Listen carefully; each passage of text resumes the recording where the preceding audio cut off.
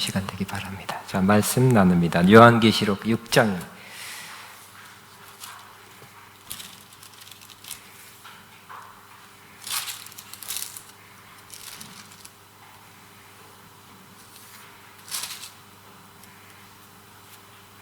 우리 지난 시간 한 것도 한번 돌아보면서 1절부터 끝까지 깁니다. 같이 있습니다. 내가 보매 어린 양이 7인 중에 하나를 떼시는데 그때에 내가 들으니 네 생물 중에 하나가 우레소리 같이 말하되 오라 하기로. 이에 내가 보니 흰 말이 있는데 그 탄 자가 활을 가졌고 면류관을 받고 나아가서 이기고 또 이기려고 하더라.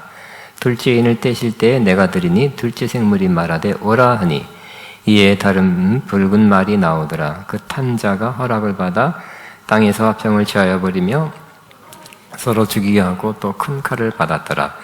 셋째 인을 떼실 때 내가 들으니 셋째 생물이 말하되 오라 하기로. 내가 보니 검은 말이 나오는데 그 탄 자가 손에 저울을 가졌더라. 내가 네 생물 사이로부터 나는 듯한 음성을 들으니 이르되 한 데나리온의 밀 한 대요 한 데나리온의 보리 석 대로다. 또 감람류와 포도주는 해치지 말라 하더라. 넷째 인을 떼실 때에 내가 넷째 생물의 음성을 들으니 말하되 오라 하기로. 내가 보매 형황색 말이 나오는데 그 탄 자의 이름은 사망이니 음부가 그 뒤를 따르더라. 그들이 땅 4분의 1의 권세를 얻어 검과 흉령과 사망과 땅의 짐승들로써 죽이더라.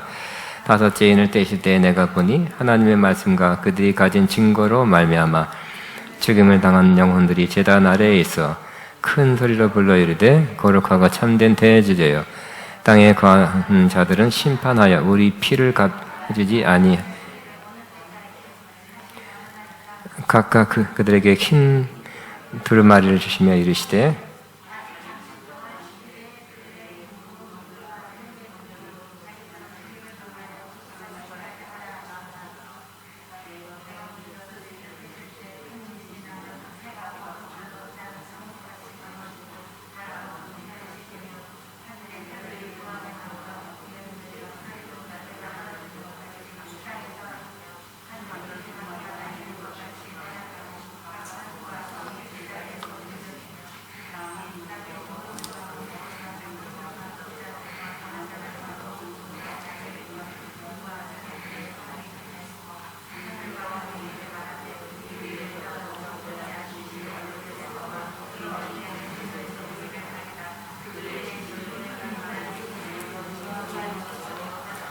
아멘. 아멘. 자, 오늘은 9절부터 17절을 중심으로 말씀을 나눕니다. 인을 떼는 작은 예수님의 모습입니다. 두루마리에 봉인된 인을 뗄 때마다 하나님의 계획된 그 계획이 섭리가 시작됐습니다. 대개 인을 뗄 때 심판이죠. 때가 되면 하나님은 공의의 하나님이기 때문에 하나님의 공의가 이제 나타나는 것입니다. 첫째 인, 둘째 인. 여기 첫째 인 뗄 때 뭐가 나왔습니까? 첫째 인을 떼니까 2절에 흰 말이 나온다. 그 탄자가 활을 가졌고 면류관을 받고 나아가서 이것도 이 흰말 탄자는 예수님이 아니라 그랬죠. 어떠한 전쟁을 일으키려는 정복용이 강한 리더가 나타나서 자꾸 정복하려고 하는 것입니다. 그런 사람들을 정복자, 나폴레옹, 알렉산더, 또 누구 하면 지금 또 그냥 그 기사에 나온 얘기하면 러시아의 푸틴 대통령이 장기 집권하죠. 수십 년 종신령. 너무 KGB 정보기관 출신이라 정보를 꽉 잡고 있으면서 말 안 들으면 정복해서 꼼짝 못하게 해서 그런지 어쨌든 헌법 개정도 잘 해서 이례 없이 한 30년 하고 있나요? 그리고 정치적으로 반대한 사람은 어떻게든 죽어요. 어떻게든 죽여. 해외 죽이든 독살 하여튼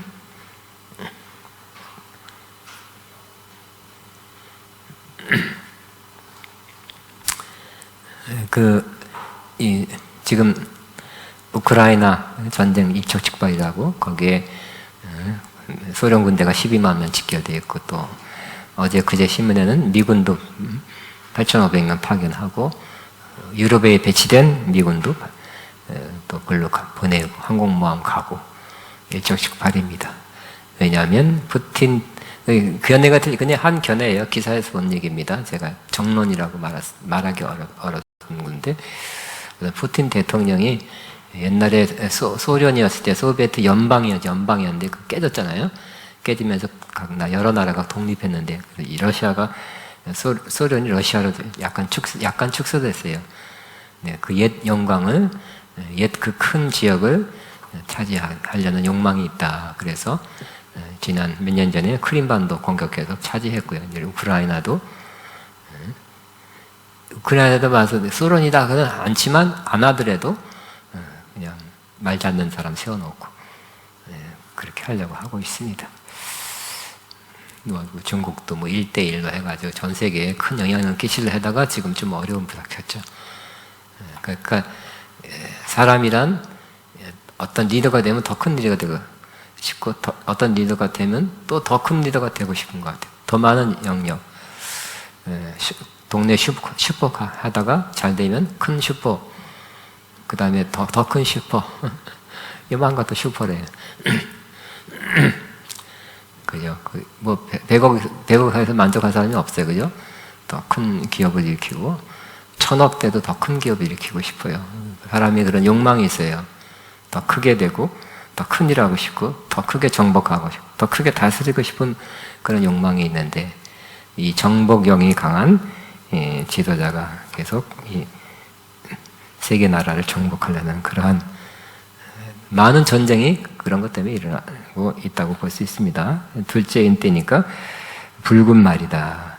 붉은 말은 그냥 피색, 전쟁에서 막 사륙에 일어나는 일이 화평을 취하여 버리고 화평 상태가 깨지는 것입니다. 그러니까 이 인을 뗄 때마다 그러니까 300년 지나서 하나 일이 일어나고 이 일이 일어나는 것이 아니라 예수님은 이렇게 띄었는데 그때부터 지금까지 계속 이 일이 계속 다가 일어나고 현재 일어나고 있는 사건들이에요.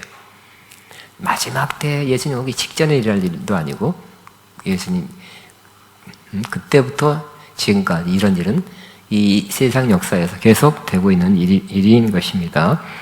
그래서 이때까지 전쟁이 얼마나 많이 일어났고 얼마나 많은 사람이 죽었는지 지난 시간에 말한 것처럼 공산 모택동에서 5천만 명이 죽었다고 소련 혁명 1억이 죽었다. 사람 죽는 것이 그렇게 쉽게 월남 전쟁에서 얼마 죽었나 모르겠네요. 하여튼 굉장하죠. 우리나라 6.25 전쟁에서는 수백만 명이더라고요. 부상자는 좀 굉장히 또 많고. 셋째 인을 뗄 때 검은 말다. 저울. 그러니까 이 검은 말 통해서 흉년, 기근, 경제 위기가 다가온다는 것입니다. 앞으로 다가온다는 게 아니라 이때까지 있었고 지금도 어느 곳에는 있고 또 앞으로도 이루어질 그러한 문제다 이렇게 생각하면 됩니다. 경제 위기, 경제 문제는 항상 중요한 문제죠.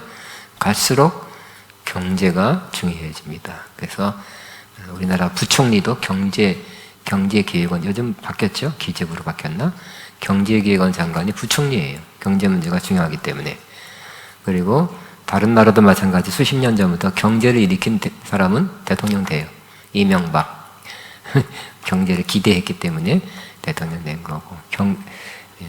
경제를 나쁘게 했다 그러면 다음 재선 못합니다. 미국도 마찬가지. 이 경제 문제는 중요한데 이런 경제적 어려움을 세상에서 곳곳에 때때로 위기가 다가오는 것입니다. 그래서 너무너무 그러니까 인플레가 되죠. 하루 일당으로 정말 자기 혼자 먹을 수밖에 없는 그런 거밖에 못 사니까 가족 부양하기 어렵고 다른 경제 활동하기 어려운 그러한 극심한 경제 상황이 간혹 있어 왔고요. 지금도 있고요.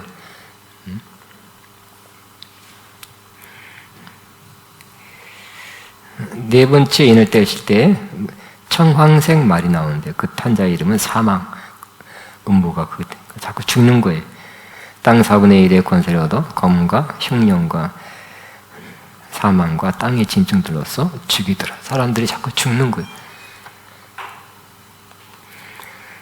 전쟁으로 온 흉년으로 또 질병으로 죽는 거죠. 그러니까 전염병으로도 죽고.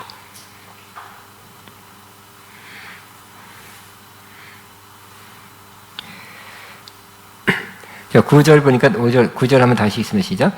다섯째 인을 떼실 때 내가 보니 하나님의 말씀과 그들이 가진 증거로 말미암아 죽음을 당한 영혼들이 제단 아래 다섯째 인을 뗄 때는 분위기가 달라져요. 장면이 틀려지죠.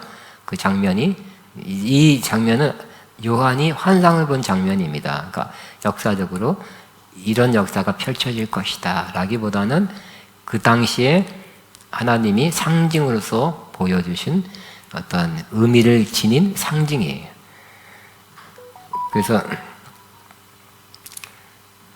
이 요한이 볼 때 갑자기 장면이 바뀌어서 제단 아래 하나님의 말씀과 그들의 증거로 말미암아 죽임을 당한 영혼들이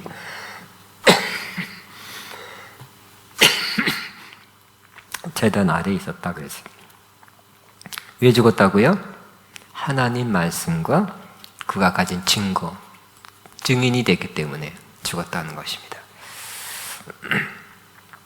결국 한마디로 뭐라고요? 순교자가 된 것입니다. 근데 이 초대교회 순교자들이 많이 있었죠? 많이 있었지만 사실 지금은 순교자가 숫자적으로는 더 많은 사람이 예수님 믿는 믿음 때문에 죽고 있습니다.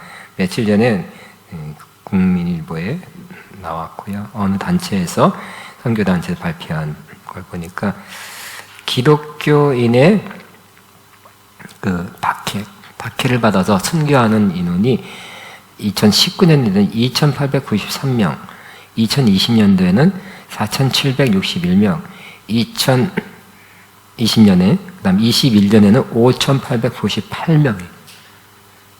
그러니까 5,898명이 작년에 예수님 믿는 것 때문에 죽었다는 것이 굉장히 많죠. 그러니까 숫자적으로 보면 초대교회의 많은 핍박, 로마 황제를 통해서 받은 그 죽은 순교 몇 명인지 거기는 기록은 없겠죠. 더 많지 않겠나. 그때는 극심했어. 네로 황제 다른 10명의 황제들이 핍박했으니까. 그게 아니라 지금은 숫자적으로는 더 많은 것 같아요. 그때는 전체 인구가 한 세계 인구가 1억이라고 추산하고 있어요. 학자들이. 지금 79억이라더라고요. 어느새 73억이었는데 눈 다시 떠보니까 19억을 해요. 이제 100억을 향해 가고 있나 봐. 우리나라만 줄어도 이제 다른 나라는 자꾸 낮나 봐. 교회가 자꾸 지금 최근에 캐나다에 교회가 불타고 있죠. 공격이에요. 교회 같은 캐나다, 미국 이런데 평일에 사람들이 안 오잖아요. 약간 한적한 곳은 더 평일에는 사람들이 여기 같이 번화가 도시가 아닌 그런 곳에는 그냥 건물이에요. 어떻게든지 불태워서 그런 거 캐나다뿐만 아니라 인도네시아나 어떤 회교권이 있는 이런 그러한 지역에는 교회당 자체가 불타는 경우가 너무 많은 거예요. 그게 교회 공격이 9,488, 4,418, 5,110 이렇게 되네요. 그다음 구금 체포가 4,810, 4,884, 6,175 구금 체포.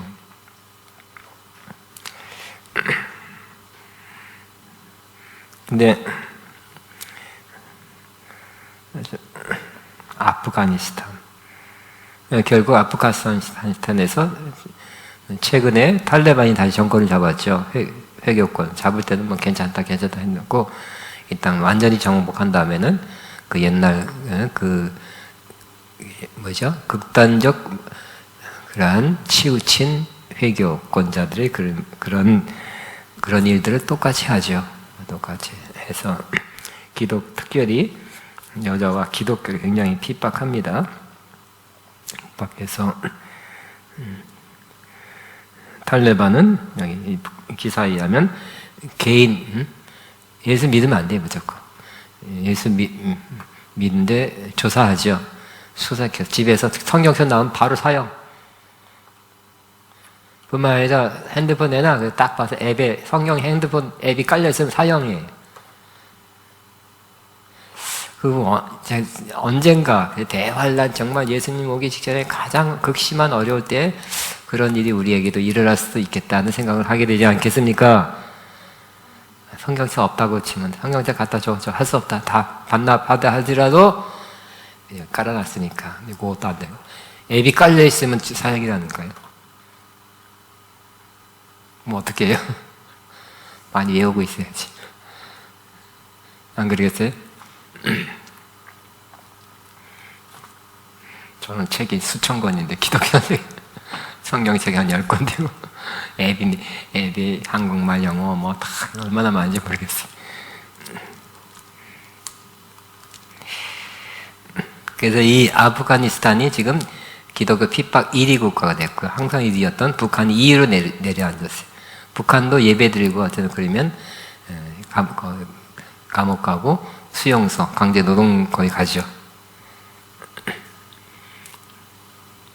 우리 북한 선교하는 우리가 후원했던 그분 권사님 얘기도 리더들, 구역장급 리더들을 몇 명씩 산에 가서 만나고 어디서 만나고 집안을 만나고 이렇게 시간 같이 보내고 예배드리고 했는데 그 중에 하여튼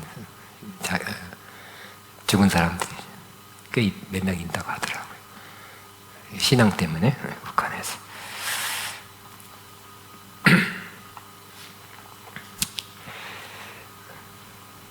그래서 이들은 기독교인이라는 거, 남자는 죽인대요. 무조건 바로 죽여요. 기독교인 남자는 바로 죽여요.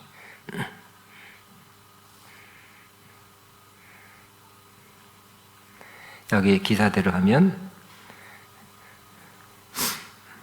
또 신고 안 하면 신고 안 한 사람도 처벌되니까 할 수 없이 가족이라도 신고하는 거예요.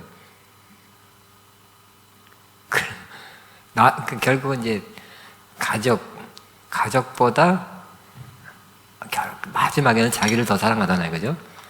둘 중에 하나 셀카라고 하면 할 수 없이 엄마 미안해 아니면 오빠 미안해 하고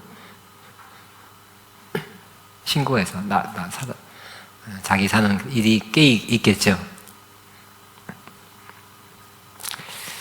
자, 절체절명의 상황에 봉착한 현지 기독교인들의 처신은 제각각이다. 일부는 아프가니스탄을 벗어나려고 하고 또 마음대로 되는 거 아니잖아요, 그죠? 또 일부는 비밀 신자로 현재 남아있기를 원하고 있고요.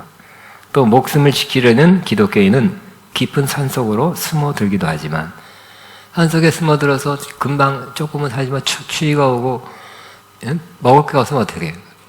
먹을 거 갖다 주는 것도 어려운데 먹을 것도 별로 없지만 갖다 주는 것도 위험한 일이잖아요.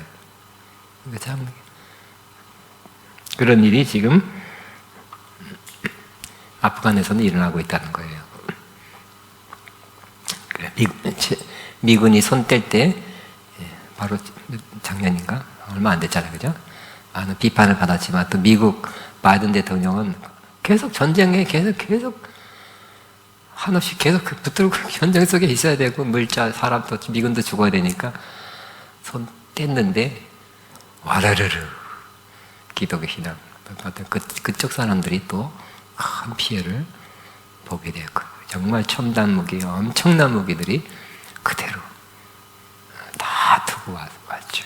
그때 소나기에 첨단 무기들이 그대로 다 들어가게 돼서 정치가 중요한 일을 결정하는데 정치 결정권자들에 의해서 정말 많은 것들이 좌우되고 있는 모습 보게 됩니다. 어쨌든 이들이 순교자가 된 것은 뭐라고요?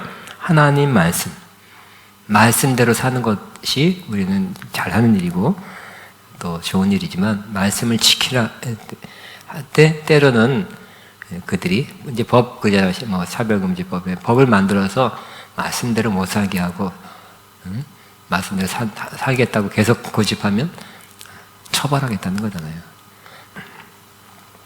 또 그들이 가진 증거, 예수님을 믿는 그 증거, 또 자기가 증거하는 것들 증거하는 말. 그러니까 예수님을 전한 것 때문에 죽임을 당해서 영혼들이 제단 안에 있다 그랬어요. 그래도 말씀대로 사시겠습니까?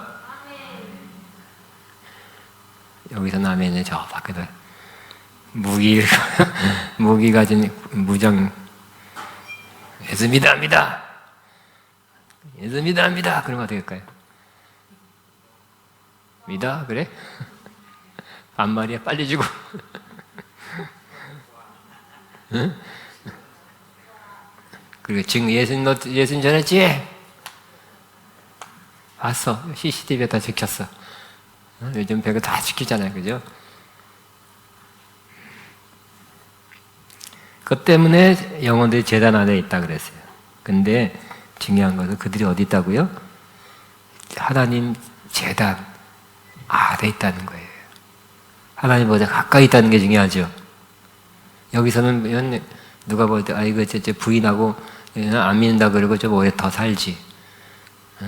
에휴 그저 무슨 죽음은 값 없는 너무 쉽게 죽었다고 쯧쯧쯧 할지 모르지만 죽어보니 하나님 보좌 제단, 하나님 보좌 가까이에서 거기에 있었다는 거예요. 제단 안에 있다는 거예요. 하늘의 제단이죠. 그래서 제단은 뭡니까? 제사 지내는 거죠. 결국 이들이 죽었는데 어떻게 됐다고요? 야, IS가 와서 막 유튜브 2년 전에 많이 떠다녔잖아요. 그죠? 이렇게 가리고 예수님 마지막이다. 유튜브 탁 하면서 전 세계 기독교인들에게 경고한다. 우리가 죽이나 안 죽이나 봐라. 쫙 해놓고 너 예수 믿어 안 믿어? 믿어야 돼. 바로 그건 뭐라고 했죠? 갑자기 넘어갔다. 참수 했잖아요.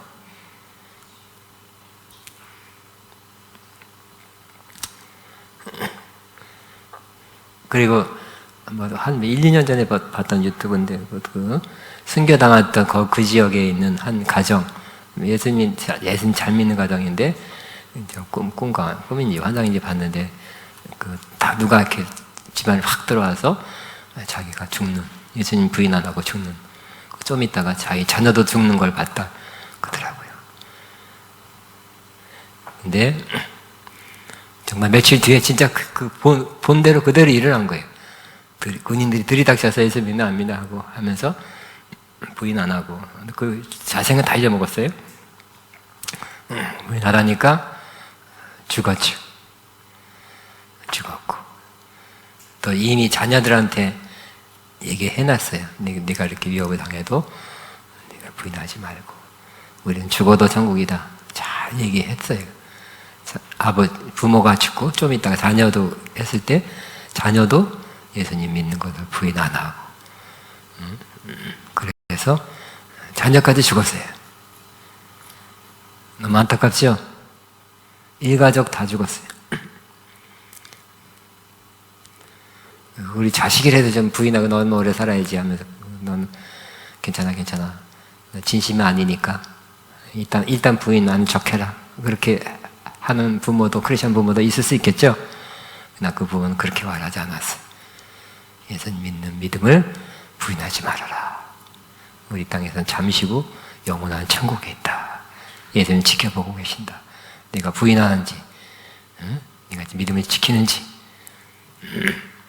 충성된 그러한 신실한 크리스천으로 행실하는지 보고 계신다.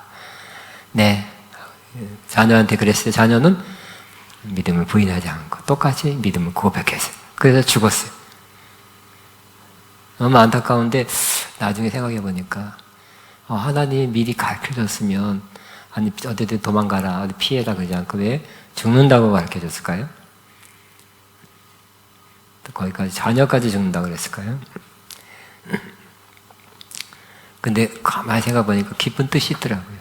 이 말씀하고 유사합니다. 즉 하나님은 그의 죽음이 그냥 허튼 죽음, 값없는 죽음이 아니라 그냥 어떤 면에서 그냥 도망가봤자 어디 도망갈 수 없는 상황인지도 몰라요. 하나님은 그들이 순교하도록 허용한 것 같아요. 상황도 그렇지만 순교자로 그 가족을 받으시려 했던 것 같아요. 그래서 그들이 순교했어요.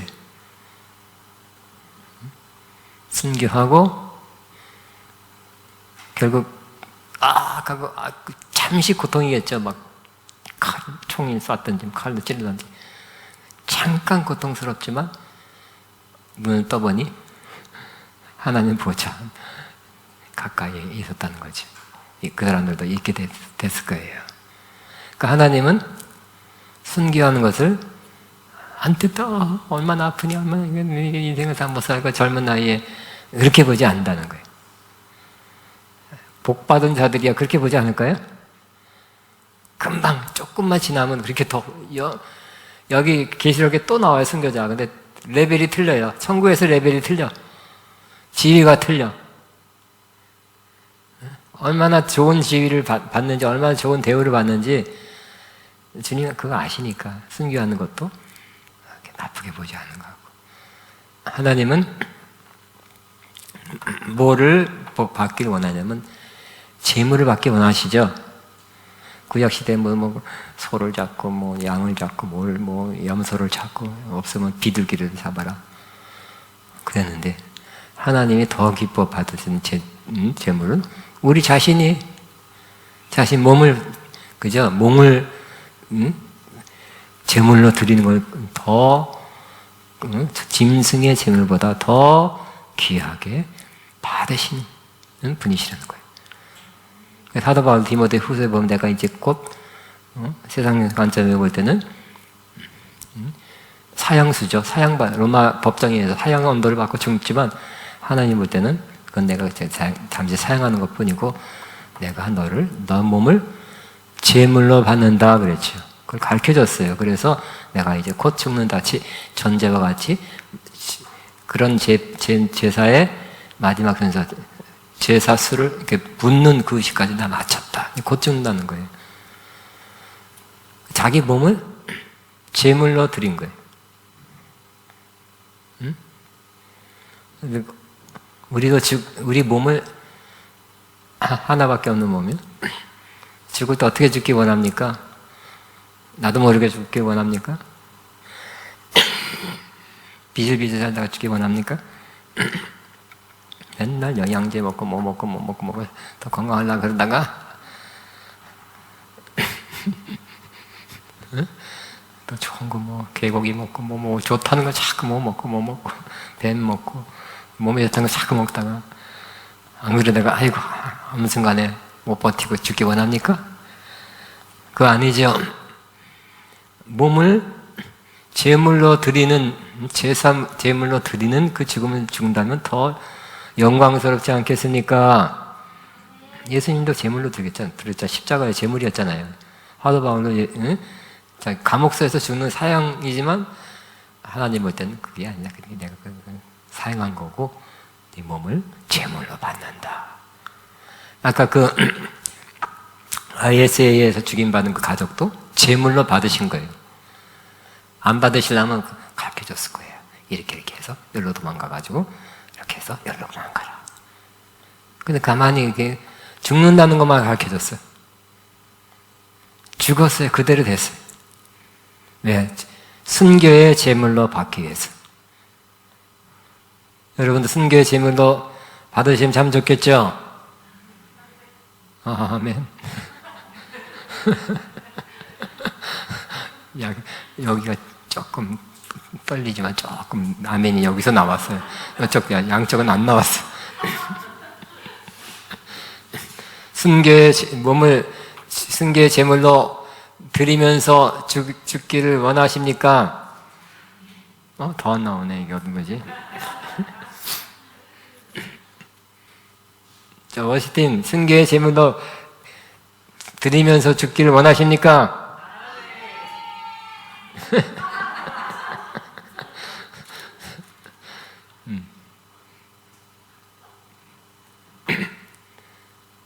그러니까 죽는 것까지, 그죠?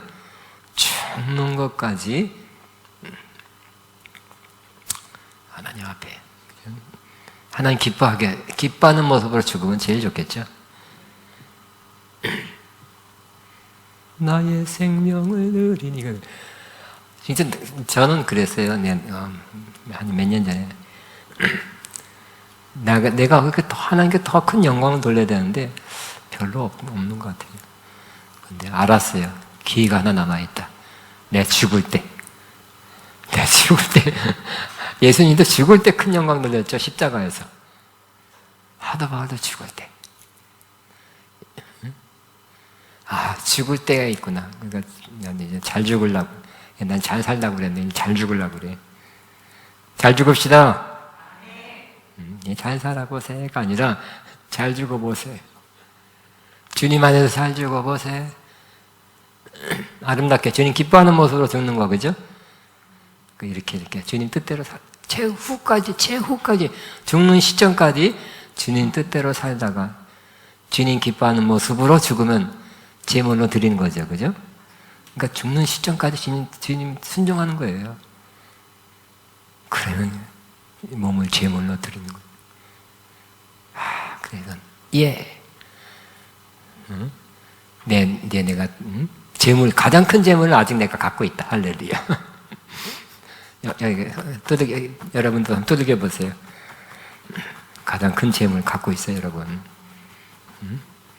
큰 돈은 재물 헌금 못 드려도 몸은 갖고 있어요. 할렐루야.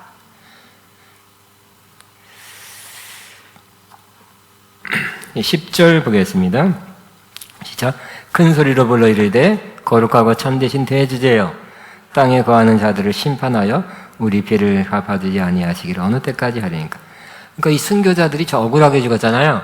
우리도 보는 순간 억울한데, 아이고 저것들, 근데막 그들도 그렇다는 거, 억울하게 죽은 순교자들 이렇게 부르진다는 거예요.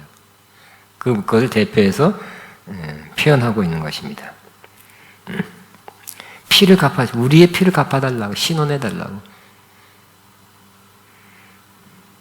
대주제라는 것은 모든 걸 주관하고 다스리니까 주님만이 갚아줄 수 있다는 거죠.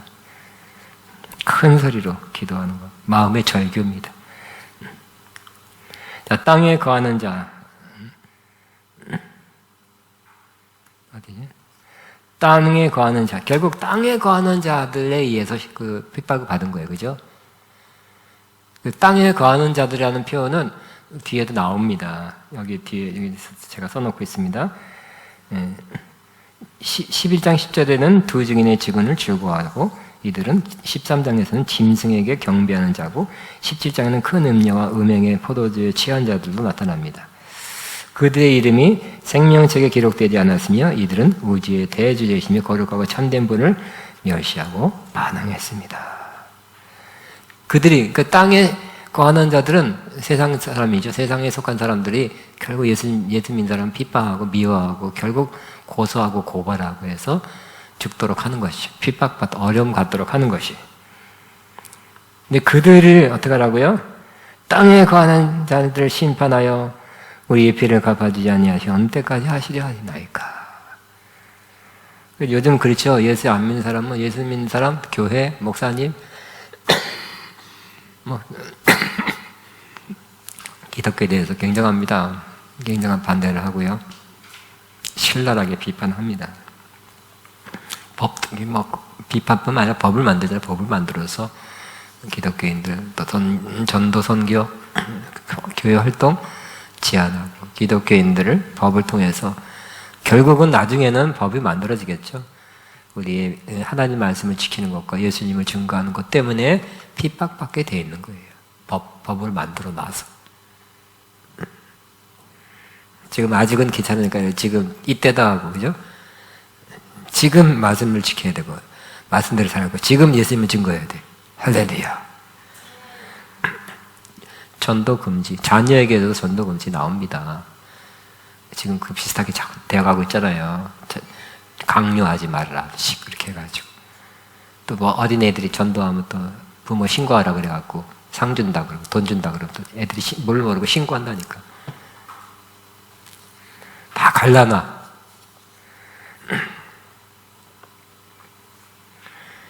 우리 피를 갚아주지 옛날보다 신원해주지 않으시겠습니까? 그랬어요. 그래서 피에 우리 억울하게 피는 죽음이죠. 생명이니까 억울한 죽음에 대해서 갚아주십시오 하고 하나님의 정의, 공의의 심판을 촉구하는 내용입니다. 11절 시작.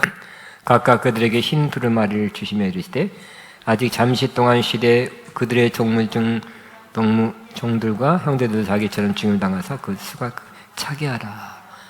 순교자들이 억울합니다. 저 사람들 때문에 저 사람이 신고해서 저 사람이 우리 나쁘게 고발해가지고 거짓으로 고발해서 그죠?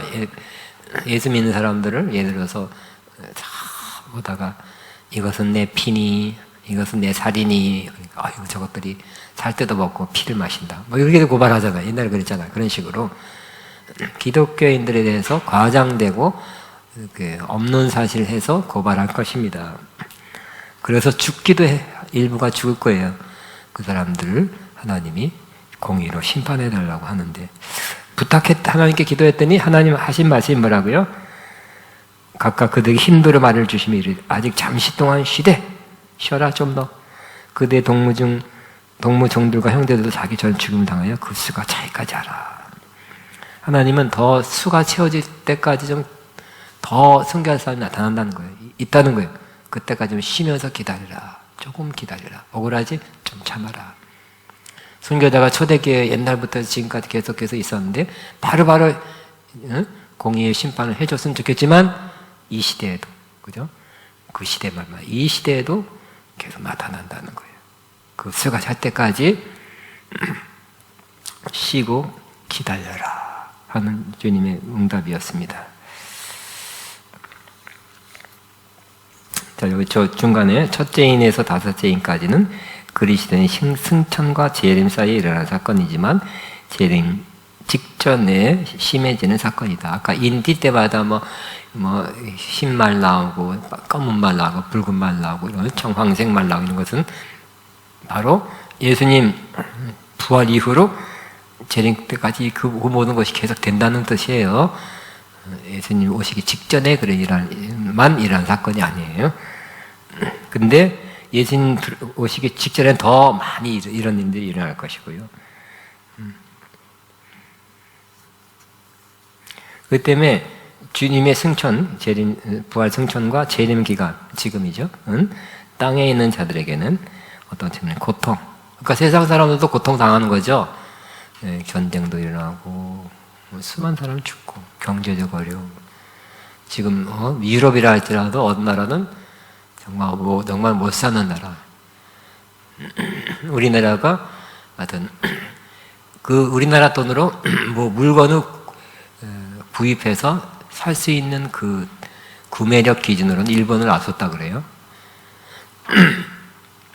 그러니까 우리나라에서 돈 버는 거 얼마 번다 그러면 그 나라가 큰 부자 되는 거예요.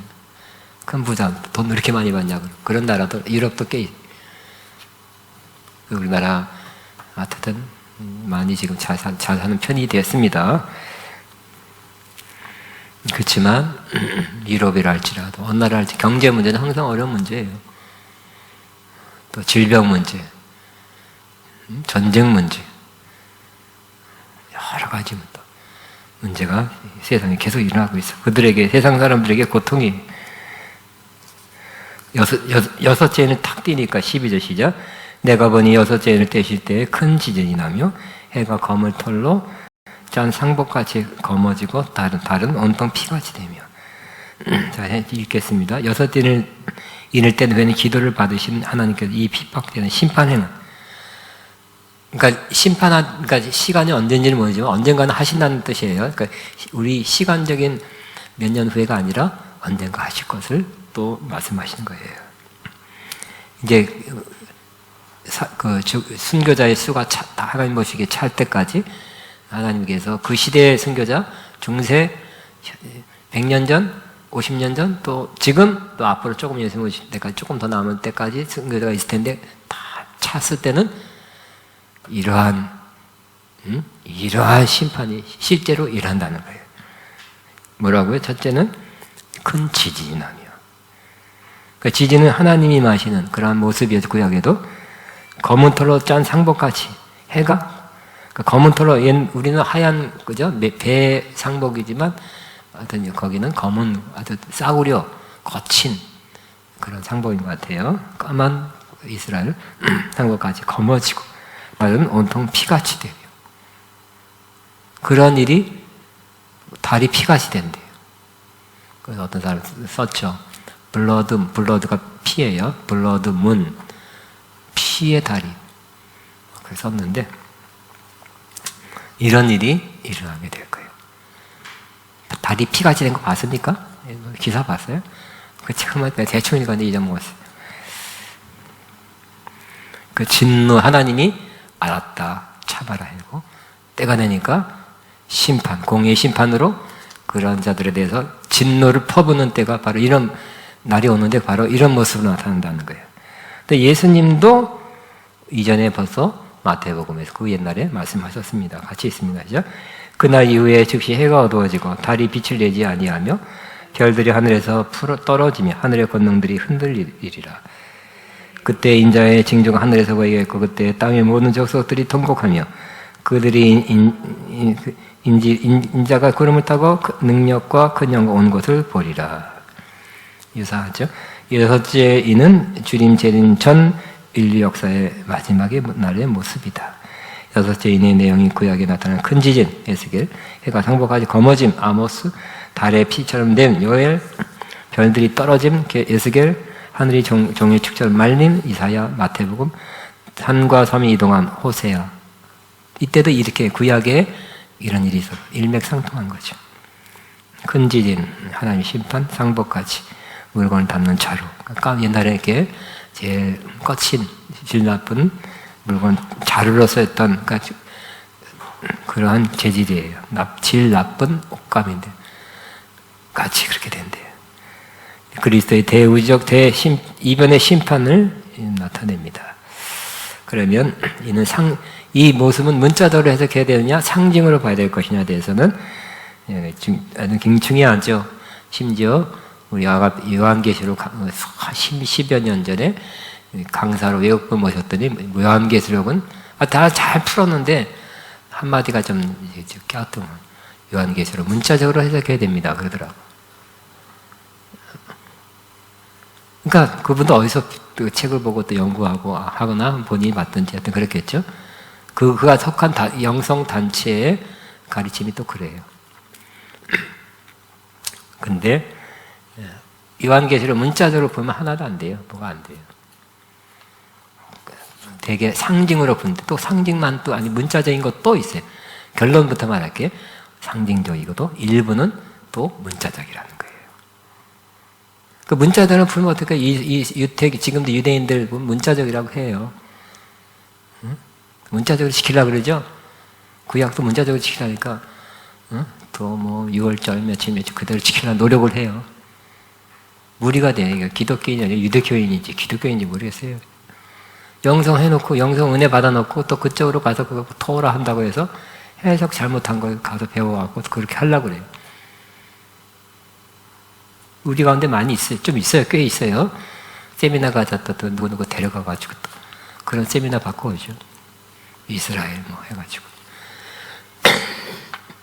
왜냐 그런 세미나는 되게 기독교인 목사님들, 외국 목사님들이 세미나 하지만 그들이 유태인이기 때문에 그 메시아닉 주라 그러잖아요.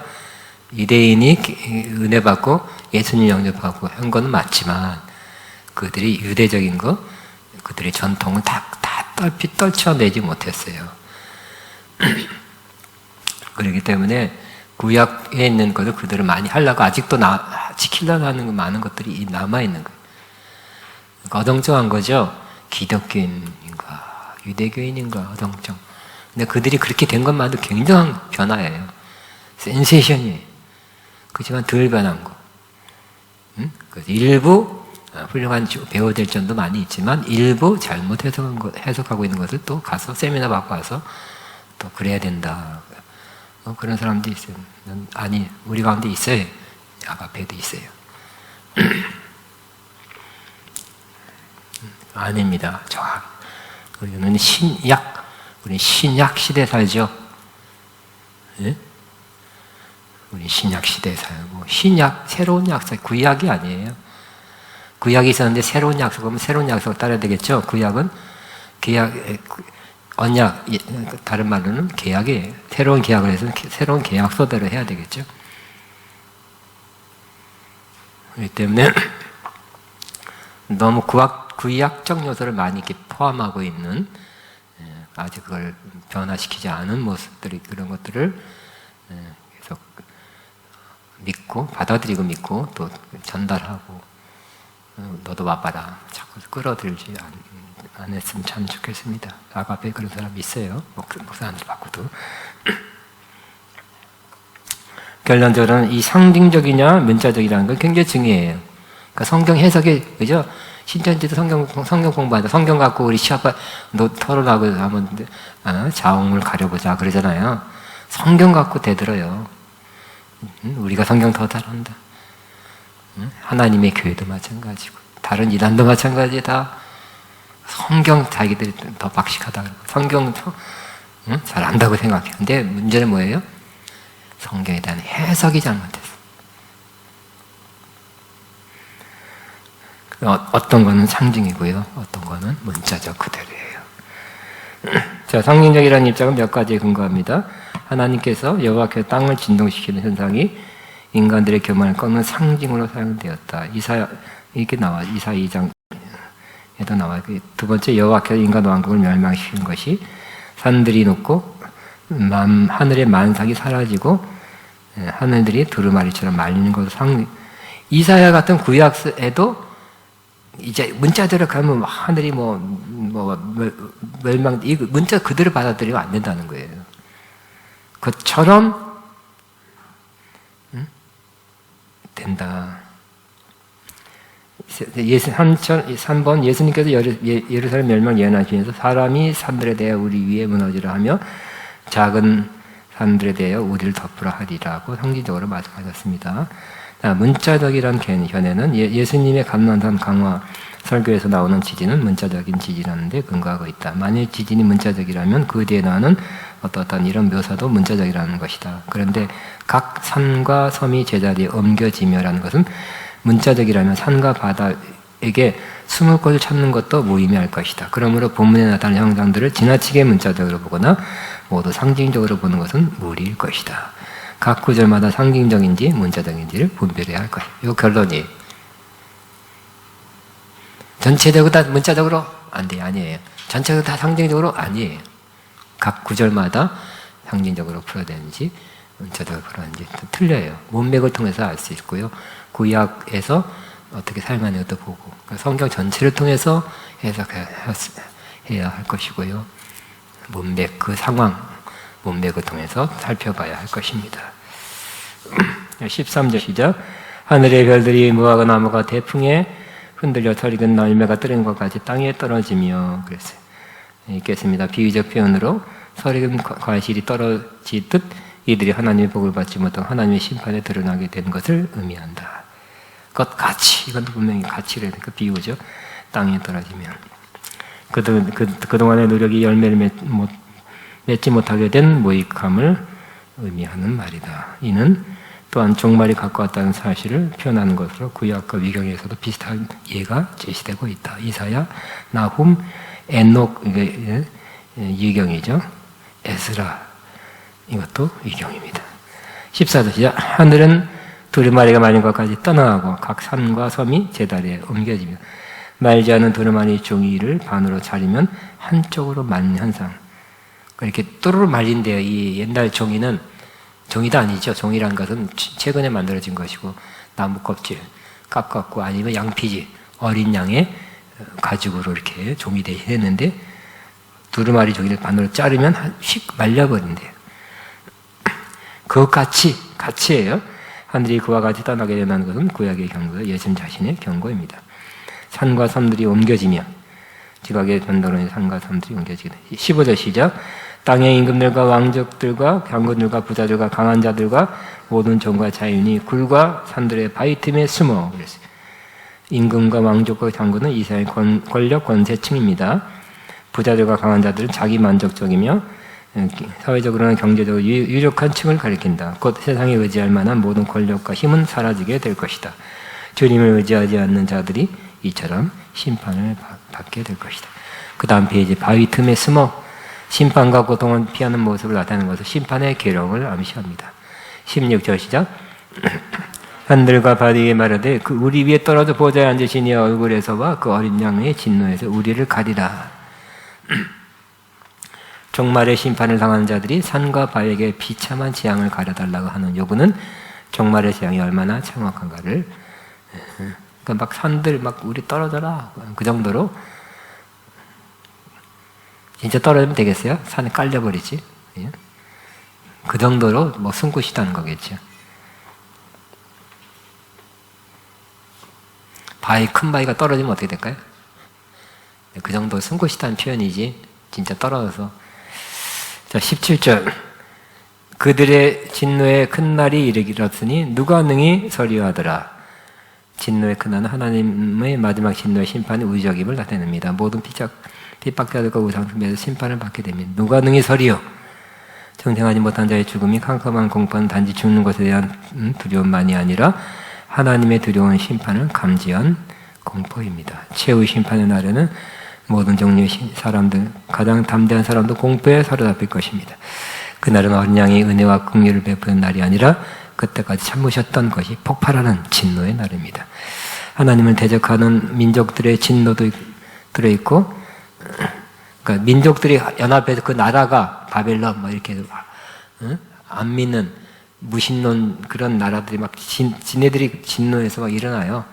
사탄의 진노도 있지만 어린 양의 진노는 이와 비교할 수 없는 어린 양이 한번, 그죠? 순한 사람이 오래 참잖아요. 오래 참다가 한번 폭발하면 더 무서운 것처럼 예수님의 심판, 하나님의 심판이 이것들의 진노보다 더 무섭다는 거예요.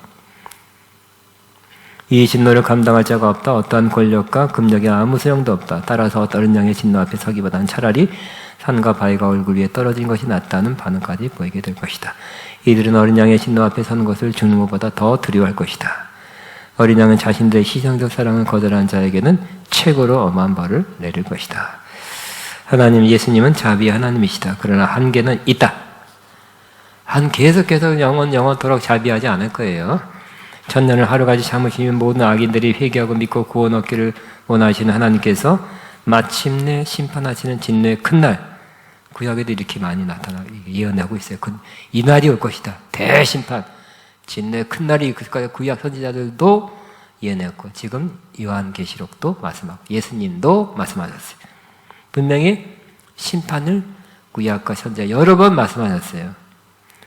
노아 시대에는, 근데 심판이 있다 그러면 굉장히 기분 나빠요. 사람들 전부 말해보세요. 친척, 암에 가까운 친척도 막 화를 팍팍 내요. 그들이 기대하는 것은 하나님은 사랑의 하나님이라는 걸 기대해.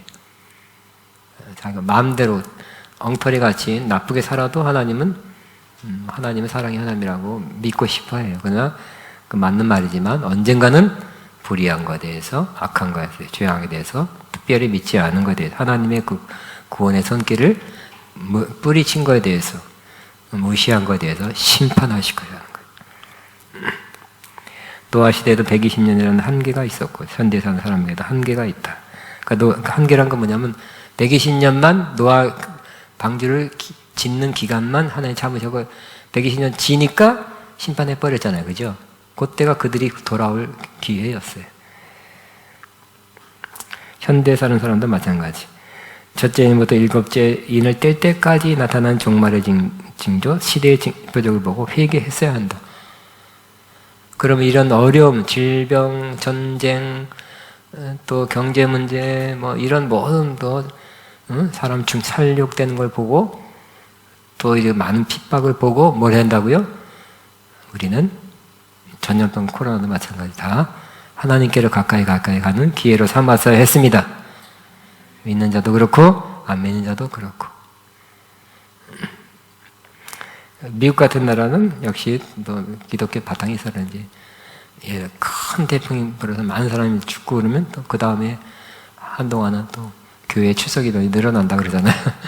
참 하나님 원망하는 것이 아니라 왜 하나님 안 지켜줬습니다가 아니라 아이고 하나님하고 나온다 그러잖아요. 우리가 사람이 그랬어야 된다는 거예요. 안 믿는 사람은 그랬어야 되고 믿는 사람은 더욱 그랬어야 되겠죠. 어려울 때, 힘들 때, 전쟁이 일어날 때, 전쟁이 일어난다는 징조가 있으면 그때 더 기도하고. 코로나에서 저도 뭐 아는 사람들 몇 명 죽었어요. 코로나도. 코로나가 이렇게 심할 때는 더 기도해야 되고, 그죠? 또 무슨 하여튼 뭐 정치 문제, 뭐 어떤 큰 문제 일어날 때마다 우리는 회개할 기회고 주님 앞에 가서 기도할 때입니다. 그러면 어떻게 돼? 그렇지 않으면 이처럼 극렬한 여러 양의 진노를 맞이하게 될 것이다. 우리는 그렇지 않지만 우리는 어쨌든 우리도 같이 기도하고 깨어 있고 그들을 위해서 멸망 당해 버릴 사람을 위해서 더 기도해야 되겠죠.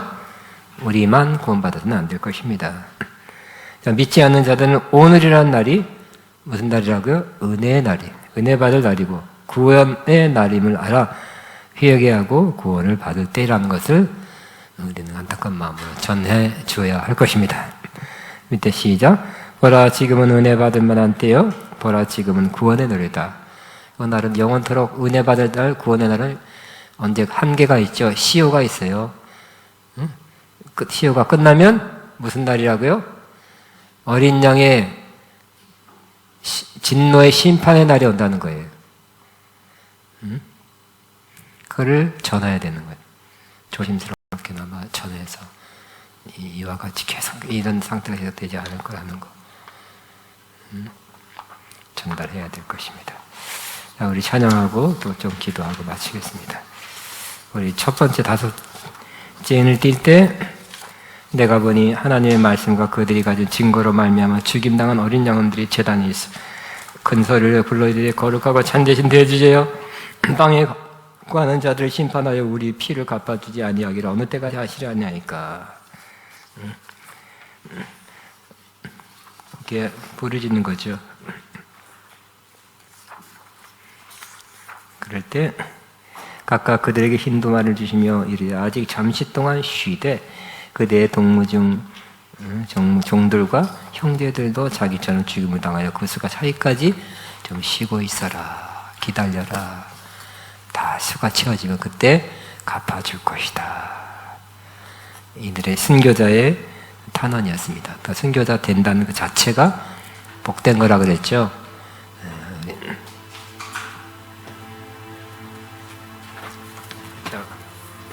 우리 아까 부르려고 했던 나의 모습 뭐죠? 나의 모습 나의 소유 354죠. 나의 모습 나의 F 키고요. F를 나의 모습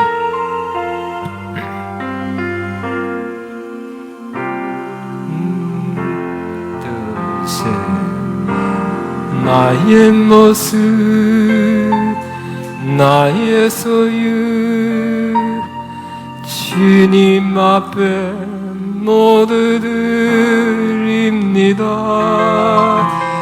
모든 아픔 모든 기쁨 내 모든 눈물 받아 주소서.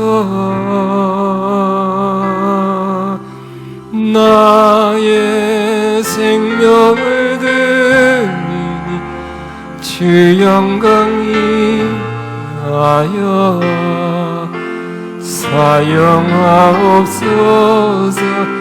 내가 사는 날 동안에 주를 찬양하며 기쁨의 제물 되리. 나를 받아 주소서. 어제 일과 내일 일로 금과 이마 모두 드립니다. 모든 소망 모든 예 내 영과 마음 받아 주소서. 나의 생명을 드리니 주 영광 위하여 사용하옵소서. 내가 사는 날 동안에 주를 찬양하며 기쁨의 제물 드리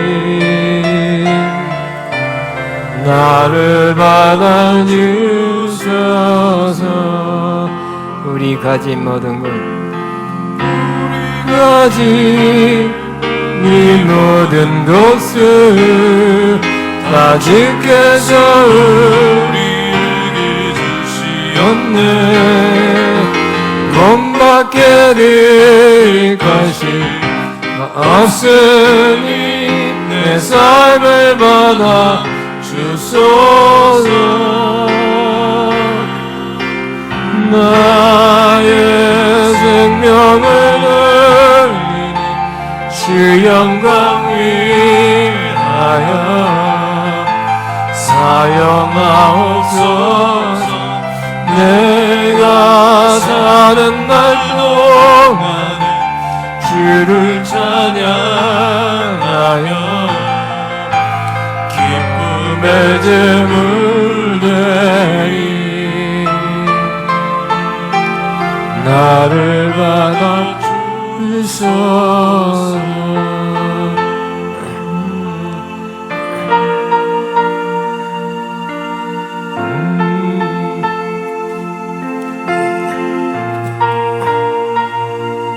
이거 뭐 찬송가도 그런 노래 있죠. 제물되는 거예요. 나바바 산제사 드린 후에가 어떻게 하는 거죠? 찬송가에도 자 우리 시 이 프레시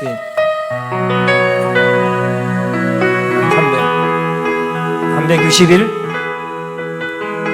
361 아니에요. 그 말 다시 그거 다른 그러니까 327 주님 주실 화평 누르기 위해 나는 정성껏 기도했나. 주의 재단 앞에 모두 바치기죠. 오늘 주 생각마저 주의 은혜 선제사 이리를 주의 나를 주장하며 주의 뜻을 따라 그와 동행하며 영생 복락을 누리겠네. 주의 밝은 빛에 항상 활동하며 선한 삶을 힘쓰겠나. 자유 얻으려면 주의 뜻을 따라 너의 모든 것 희생하라. 주의 뜻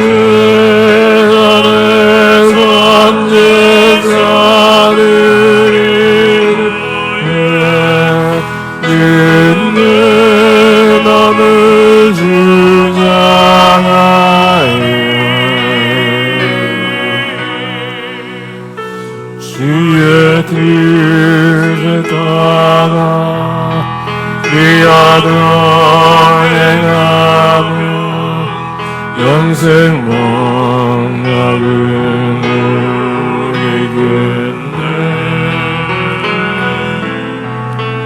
주의 앞에 모든 것지는 주와 온전히 서이겠네.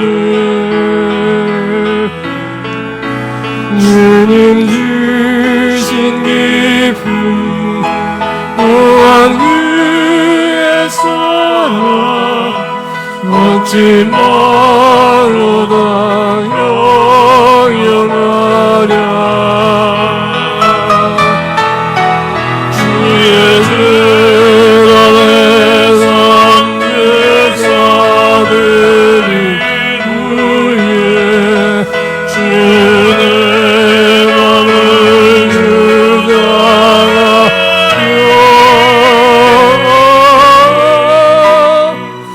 주의 뜻에 따라 그와 동행하며 영생 복락은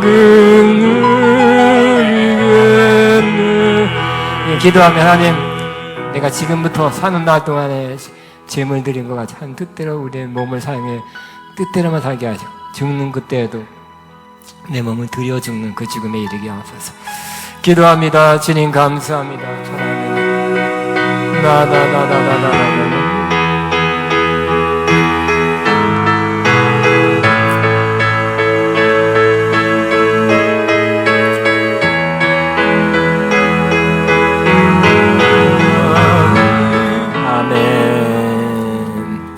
우리 찬송가 우리 환난과 핍박 중에도 지네요. 환난과 핍박 중에도 336장 우리 이런 마음 갖게 하기 위해서 환난과 핍박 신앙 지키기 위해서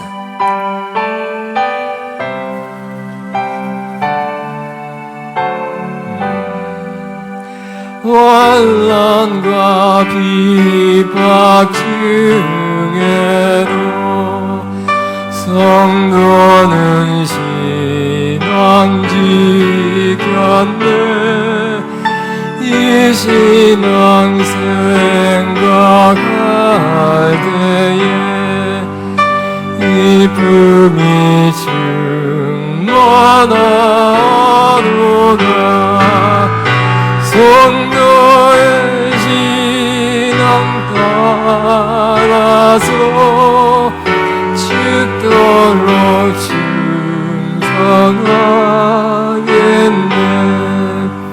옥중에 매인 성도다. 양심은 자유하다네. 그리도 고난받으면 죽어도 영광되도다. 성도의 신앙 따라서 죽도록 충성하겠네. 성도의 신앙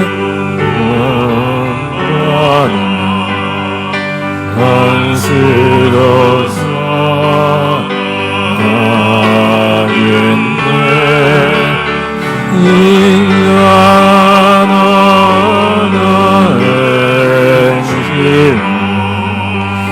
이 신앙 전반을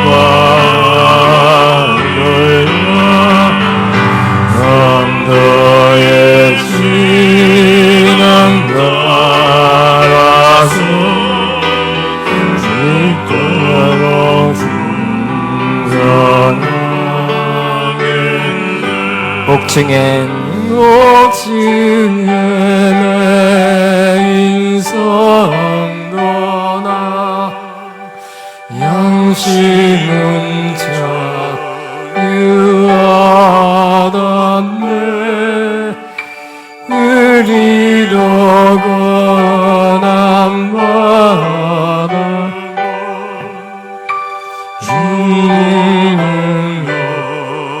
오늘로 나 너의 시간 가서 죽도록 충성하겠네 성령의 낭만마다 원수도 사랑하겠네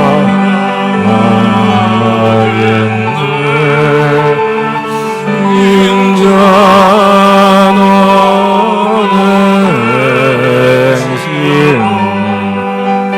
이 신앙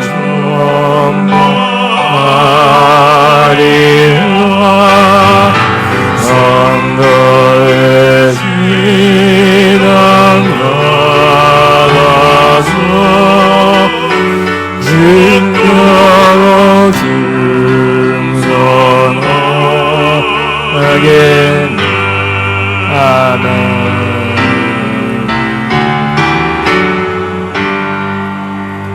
아멘. 우리 마지막으로 결국 이런 심판 때, 심판이 임할 때 심판 받아 멸망할 사람들을 생각하면서 전도에 관한 노래하고 마치겠습니다. 전도에 관한 노래 어디 모여 있는데, 네, 그거 할까요? 온 세상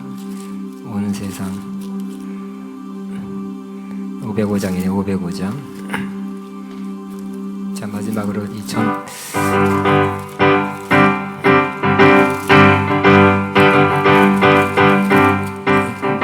지내지. 세상이 알려 나보금 전하니 만 백성 모두 나와서 주 말씀 들으 지중에 빠져서 내 중에 헤매는 자들아 주님의 음성 주님은 듣고서 너구 전하고 기도해 매일 증인 되리라 그래서 모든 사람들 듣고 그 사랑을 온 세상이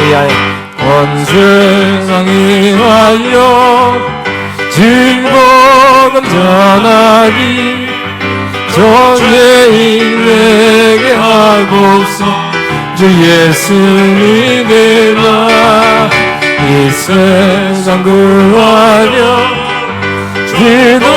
기도하신 것 나 진도하기 아니며 그 사랑 모으리 전하고 기도해 내 영광은 되리라 세상 모든 사람들 듣고 그 사랑으로 온 세상 위하여 이름만이 주 예수 이름이 믿어 이 복음 전하자 넌 곳에 나가서 전하지 못해도 나 어느 곳에 있든지 내 기도 힘쓰리 전하고 기도해 내게 힘들이라 세상 모든 사람들 믿고 그 사랑을 아멘. 하나님 감사합니다.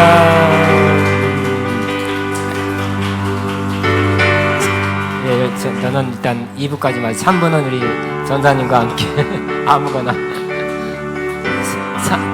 끝까지 남자 구원 얻으자고 했어요.